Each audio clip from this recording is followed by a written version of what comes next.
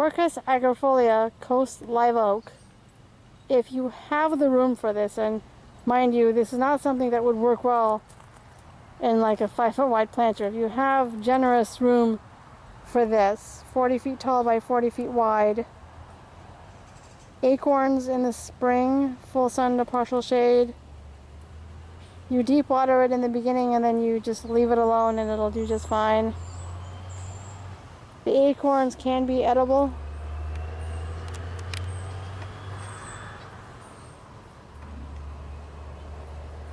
Gorgeous, gorgeous leaves.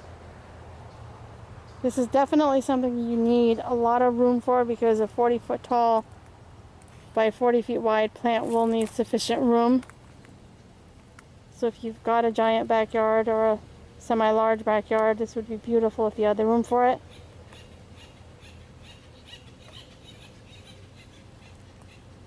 And actually, there it is, in mature form. Now this one is probably at least a good 50 some odd years old, but just to give you an idea.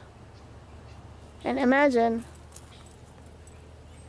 around the base of this tree you could put some sort of blanket, hang a swing,